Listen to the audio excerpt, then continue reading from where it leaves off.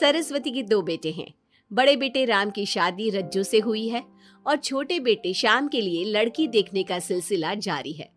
एक दिन रज्जू की माँ का फोन आता है और उसकी सास फोन उठाती है। हेलो, कौन बोल रहा है? दूसरी तरफ फोन पर रज्जू की माँ लीलावती बोलती है। हेलो समधन जी, मैं लीलावती बोल रही हूँ, रज्जू की माँ। अरे नमस्कार समधन जी, कैसी हो? बहुत दिनों के बाद याद किया आज। यहाँ पर तो सब कुछ ठीक है, बस मेरी तबीयत थोड़ी खराब है। अगर बुरा न मानो तो एक बात बोलूं? अरे कैसी बात कर दिया आपने समधन जी, आपकी बात का बुरा क्यों मानना, बोलिए बोलिए। मेरी कुछ दिन से तबीयत ठीक नहीं है और यहाँ पर मेरी देखभाल करने वाला कोई नहीं। क्या आप रज्जू को कुछ दिन के लिए मेरे पास भेज सकती हैं? ठीक है, हम रविवार को रज्जू को छोड़ जाएंगे। इतना कहकर सरस्वती फोन काट देती है और अपनी बहू को आवाज लगाती है। रज्जू, ओ रज्जू, जल्दी यहाँ आना तो। क्या हुआ माँ जी, कुछ चाहिए था क्या? अरे नहीं, कुछ नहीं चाहिए। अभी तुम्हारी माँ का फोन आया था, उनकी कुछ दिन से तबीयत खराब है, वो तुम्हें बुला रही है। राम को फोन करके कह दे कल की 2 ट्रेन की टिकट करा देगा, मैं भी जाऊंगी तुम्हारे साथ। इतना सुनते ही रज्जू राम को फोन करके सारी बात बताती है और 2 टिकट के लिए बोल देती है। शाम को खाने के टेबल पर सब रज्जू के जाने की बात करते हैं। तब रज्जू का देवर श्याम कहता है, भाभी आज बहुत खुश लग रही हो, मायके जाने की इतनी खुशी, उफ। खुश क्यों ना हो देवर जी, कितने दिन बीत गए अपनी माँ से मिले, और इस बार तो मैं 1-2 महीना रह कर ही आऊंगी। जब आपका मन करे तभी आना। अच्छा एक बात तो बताओ, वहां से क्या लाओगी मेरे लिए? देवर जी कहो तो देवरानी ले आओ।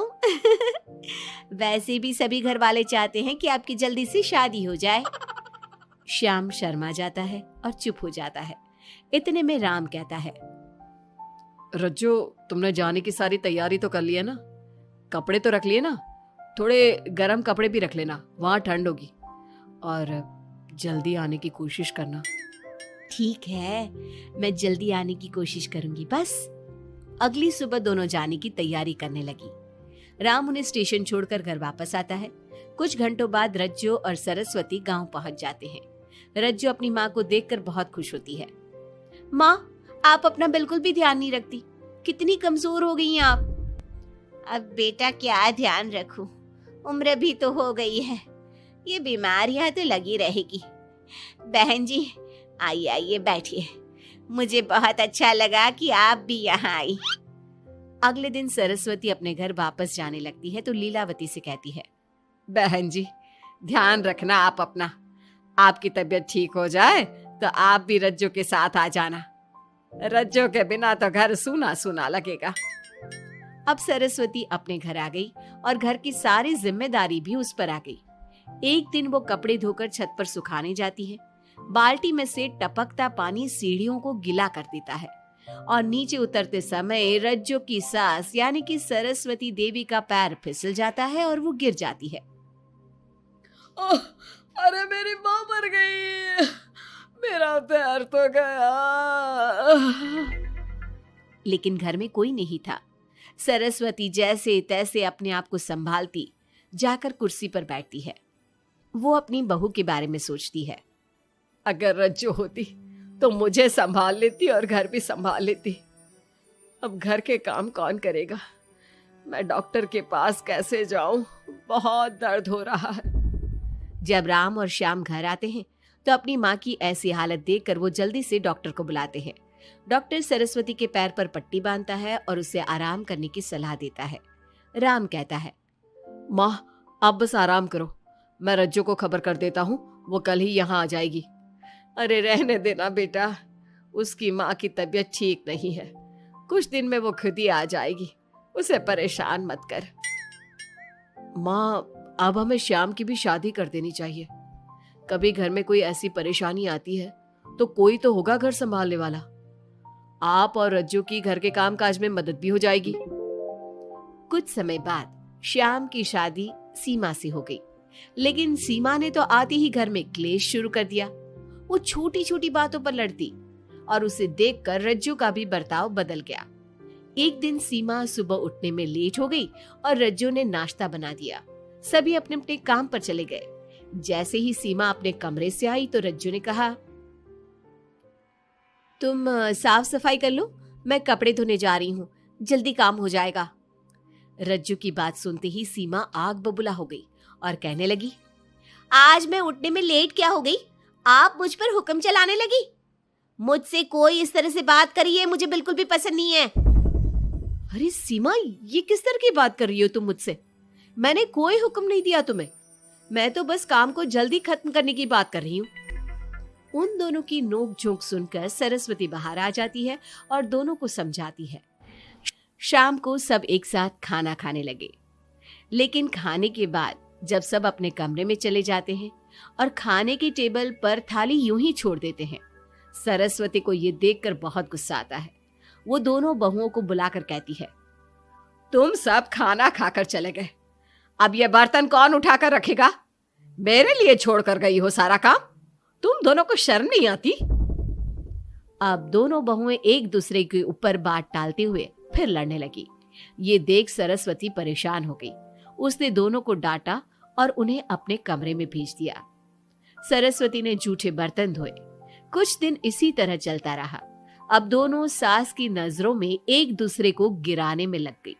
माँ जी, जब भाभी फोन पर बात कर रही थी ना, तो कह रही थी मैं अपने मायके चली जाऊंगी तो देखते हैं कि कौन काम करता है। और ये हम सबकी बुराई कर रही थी वो। बहू, किसी की बात चुपके से सुनना गलत है ना। तुम आज के बाद ऐसा मत करना। अब तुम जाओ, मैं रज्जू को समझा दूंगी। सरस्वती ने रज्जू से बात करके उसे समझा दिया, लेकिन रज्जू को अपनी देवरानी पर बहुत गुस्सा आया। अब वो भी सीमा की चुगली अपनी सास से करने लगी। अगले दिन रज्जू अपनी सास के कमरे में जाती है और कहती है, मैंने सीमा को बात करते सुना था। वो देवर जी से कह रही थी कि अगर हम लोग अलग कहीं रहे तो हम ज्यादा खुश रहेंगे, रोज रोज की लड़ाइयों से भी बचेंगे। सरस्वती को इस बात पर गुस्सा तो बहुत आया, लेकिन उसने कुछ कहा नहीं। जब दोनों बहुओं को लगा कि सरस्वती उनकी बातों में नहीं आने वाली, तो उन्होंने रिश्तेदारों और पड़ोसियों से एक दूसरे की चुगली करना शुरू कर दिया। जब सरस्वती को ये बात पता चली तो उसने इनकी लड़ाई को शांत करने का उपाय निकाला। रज्जो, सीमा, यहाँ आओ दोनों। दोनों अपनी सास के पास आती हैं। कल मैं घर में हवन करवा रही हूँ। तुम पड़ोसियों और रिश्तेदारों को आने के लिए कह दो और हवन की सारी तैयारी कर लो। हवन का दिन आ गया। पंडित जी रामायण का पाठ करने लगे। माता सीता से महान कोई पत्नी नहीं। उन्होंने अपने पति के लिए सारे राजपाट, सुख सुविधाएं त्याग दी। अगर कोई पत्नी अपने पति को परिवार से अलग होने को कहती है तो वो पाप की भागीदार होती है और बेटों को भी मां से अलग नहीं होना चाहिए। सीमा पंडित जी की बात बहुत ध्यान से सुन रही थी और उनकी हाँ में हाँ मिला रही थी। ऐसे ही रामायण का पाठ अंतिम सीमा पर आ गया, जिसमें विभीषण के बारे में बताया गया था। अगर विभीषण अपने भाई का भेद न देता तो रावण का विनाश नामुमकिन था। पूजा खत्म होते ही सीमा बोल पड़ी, तभी तो मैं कहती हूँ परिवार में आपसी प्रेम होना बहुत जरूरी है, लेकिन मेरी सुनता कौन है इस घर में? आपसी प्रेम की बात कौन कर रहा है, जिसने घर में आती ही लड़ाइयां शुरू करवा दी? दोनों में फिर से नोक झोंक शुरू हो गई।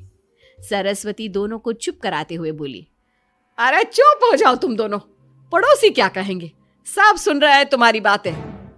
तभी उनमें से एक पड़ोसन बोलती है, सरस्वती बहन, क्यों चुप करवा रही हो अपनी बहुओं को?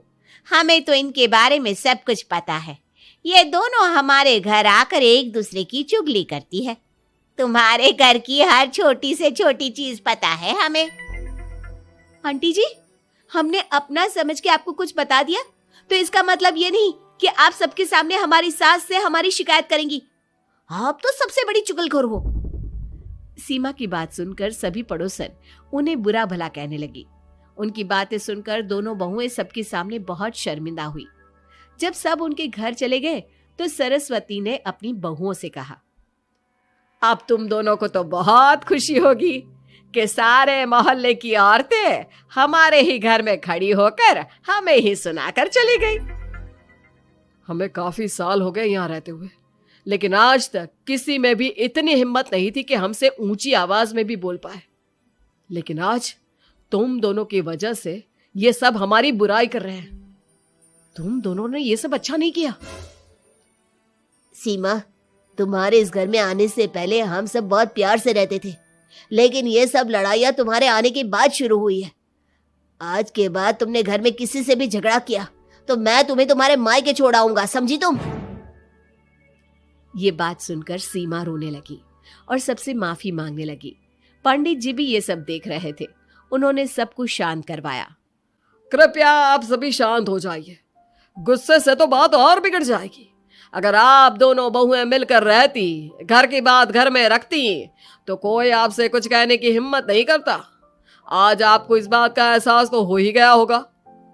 औरत ही तो होती है जो मकान को घर बनाती है। अब भी कुछ नहीं बिगड़ा, आप दोनों प्यार से रहो। आपके पड़ोसी और रिश्तेदार अपने आप चुप हो जाएंगे। पंडित जी की बात दोनों बहुओं की समझ में आ गई। अब दोनों प्यार से रहने लगी। इसी तरह समय बीत गया। अब पड़ोस की औरतें उनके प्यार की मिसालें देने लगी।